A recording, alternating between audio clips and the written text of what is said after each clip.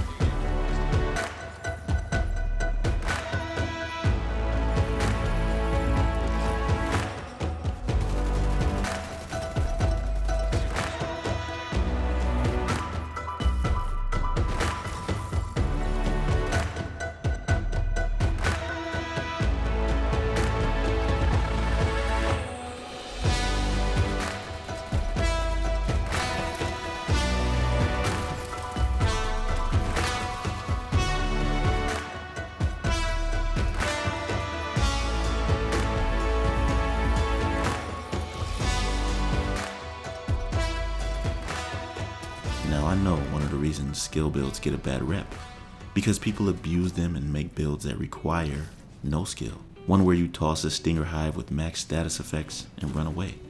This literally makes you look like a coward. But I'm not talking about those type of builds. I'm referring to something specialized.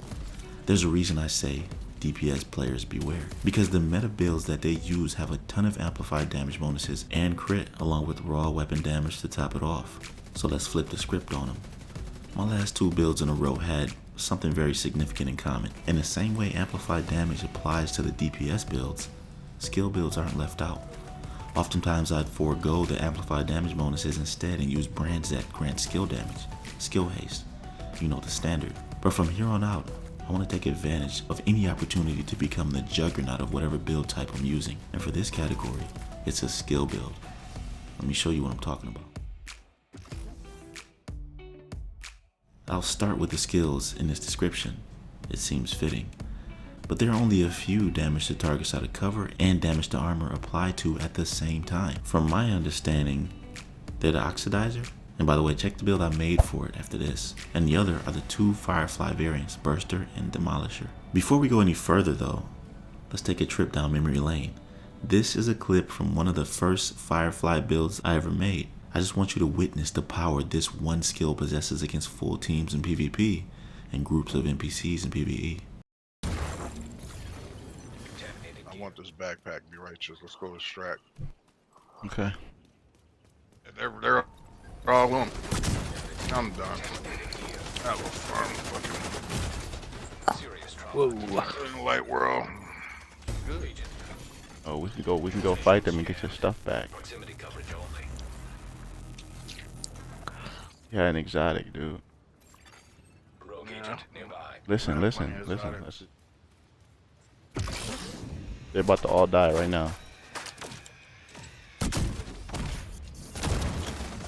I got two down. Come on. Other one about to go down right now. Come on. Trying to get his boy up. Get him up. Immediate medical assistance needed. All right, give me up, lazy. I've got him. There now. Okay. Did they just deconstruct your stuff? All right, Yes, pick your get you stuff back. up. Pick your stuff up. Let's go. The helo's over here. Let's get out of here, bro. I got your back, man. Let's get it. If you've been following me, you know that when it comes to the Burster Firefly, I consider it in the top 3 of skills to use, and with all the builds I've made with him in the past, Never have I implemented this strategy while making a build with it. And the one incredibly effective advantage this skill has over most skill builds is the explosive damage aspect that it offers. I got a question for you. When was the last time you rolled explosive resistance on your build? Exactly. This is because you'd give up so much trying to do it, and it won't be efficient enough for actual combat. So you'll almost never see your opponent in PvP with explosive resistance stacked. Most of the time, if they do stack something, it'll be Hasbro. Because as I said, most skill build users opt for as much status effects they can get in an attempt to abuse a Bleed Hive or Firestarter. Yeah, we about to disrupt all that right now. So that's the first skill I'm using. That entire explanation is why. But the way it actually works is that these little heat-seeking missiles tag enemies that they lock onto. And once those enemies are in a certain proximity to one another, they detonate, unleashing a huge amount of damage. This damage is of course a result of how you set up the build, but I need to specify the importance of the skills, so bear with me a little bit longer. For the second skill, there are many choices you can make, but I have to explain the formula. First of all, I love the explosive sticky bomb. You can also go with the artillery turret, totally your choice. But here's why the sticky is good. And I alternate between this skill and the Oxidizer depending on the situation, because if you use the Firefly, it's very hard to defend yourself while waiting for an opportunity to tag your enemies with a burster.